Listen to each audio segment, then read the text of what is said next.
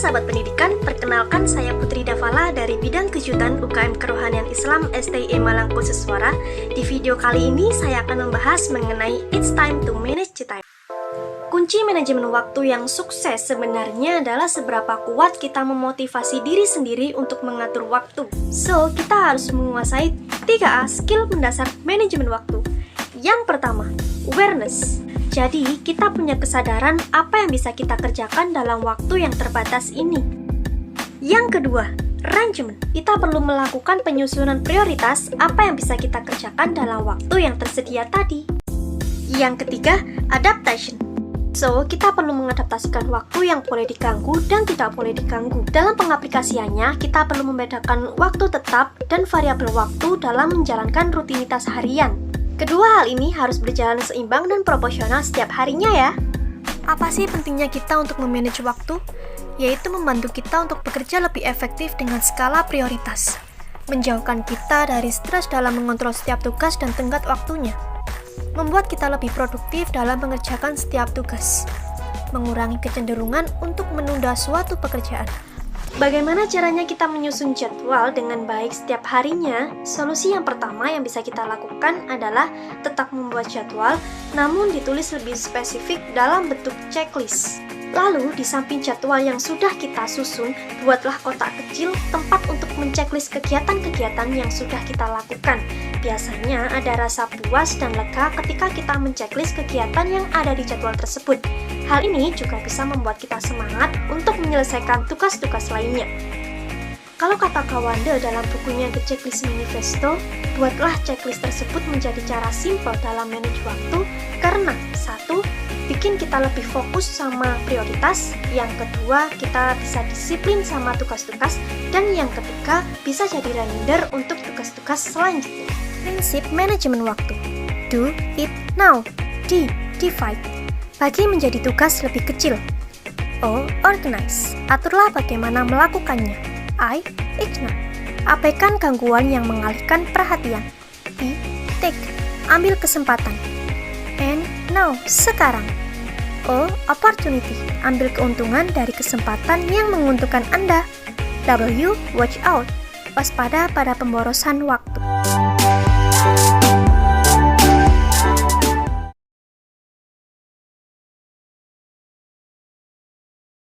Pernah gak sih ngerasa kurang atau feelingless dalam diri kalian? Ngerasa pengen merubah suatu hal yang ada dalam diri kalian setelah membandingkan dengan orang lain. Banyak orang yang berpikir, aku gak punya kelebihan apa-apa ya? Dan merasa gak punya kualitas diri apapun. Karena itu, mereka jadi ragu untuk ambil kesempatan yang sebenarnya ada di depan mata mereka. Entah itu kesempatan di dunia akademis, dunia kerja, bahkan sampai di dunia percintaan. Tapi, masa iya sih kamu gak punya kelebihan apapun? Setelah sekolah 12 tahun, lalu lanjut kuliah, masa kamu gak mengembangkan kemampuan diri apapun? Apa jangan-jangan kamu gak sadar sama kemampuanmu? Aku yakin kalian pasti tahu bahwa manusia gak ada yang sempurna. Tapi, kita menilai diri kita tuh bukannya gak sempurna lagi, justru malah buruk banget gitu. Yaps, benar overthinking. Kata itu tak asing lagi di kalangan remaja. Mereka sering memikirkan hal secara berlebihan hingga menjadi rumit, sehingga timbul rasa tidak percaya diri dan ngerasa bahwa sebenarnya kita tuh bisa melakukan hal yang lain, tapi cara berpikir kita aja yang salah. Aku kasih tahu tips agar kamu tidak merasa insecure. Yang pertama, coba untuk cari tahu maumu itu apa.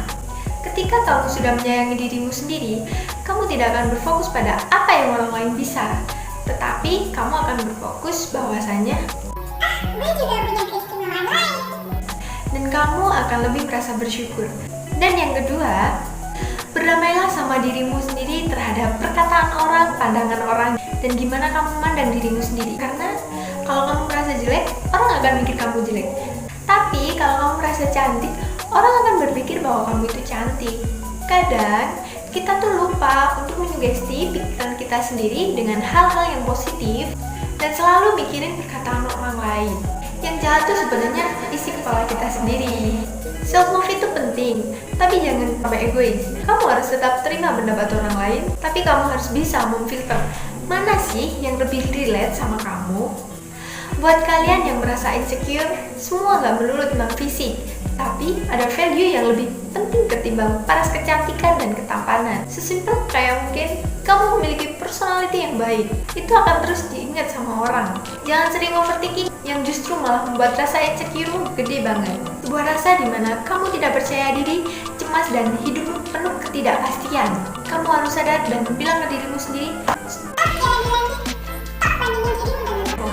hentikan pikiran negatif itu.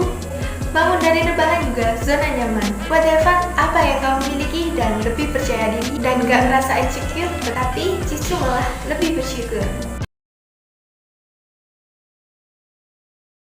Halo, Assalamualaikum warahmatullahi wabarakatuh. Perkenalkan, nama saya Angelia Ramasari, saya dari bidang kejutan. Untuk tema yang akan saya sampaikan kali ini yaitu berjudul How to Growth Mindset. Tahukah kamu bahwa mindset sangat penting dalam improvement seseorang? Carol Dweck dalam bukunya yang berjudul Mindset, The New Psychology of Success, yang menjelaskan bahwa pandangan seseorang terhadap dirinya menentukan kemampuan seseorang. Setiap individu bisa memiliki dua mindset. Yang pertama yaitu fixed mindset dan growth mindset. Nah, untuk kali ini saya akan membahas sedikit mengenai growth mindset. Yang pertama, apa sih yang disebut dengan growth mindset itu? Growth mindset adalah pola pikir seseorang yang meyakini bahwa kemampuan dasar dapat dikembangkan melalui proses kerja keras, dedikasi, dan intelijensi. Nah, yang kedua, apa sih ciri-ciri dari growth mindset ini? Yaitu mereka yang selalu ingin berusaha belajar untuk mendapatkan keterampilan baru demi masa depan yang cerah. Nah, yang kedua adalah mereka yang tidak takut gagal dalam mencoba sesuatu. Nah, yang ketiga, mengapa sih kita perlu memiliki growth mindset ini? Yang pertama, kita akan lebih menghargai suatu proses. Yang kedua, kita memiliki kesempatan besar untuk meraih kesuksesan di masa depan. Yang ketiga, kita lebih mudah dalam mengembangkan keterampilan baru yang kita miliki. Nah, yang keempat, bagaimana sih cara kita untuk menerapkan growth mindset ini dalam kehidupan? Nah, yang pertama, tidak ada kata terlambat dalam kita memulai sesuatu. Nah, yang kedua, kita harus selalu pantang menyerah dan tidak takut dalam gagal dalam mencoba sesuatu ya. Nah, yang ketiga, kita harus senantiasa terbuka menerima saran, masukan dari orang lain agar kita juga bisa mengoreksi diri kita sendiri. Nah, itu sekian penjelasan growth mindset yang bisa saya sampaikan. Mohon maaf apabila ada salah kata. Wassalamualaikum warahmatullahi wabarakatuh.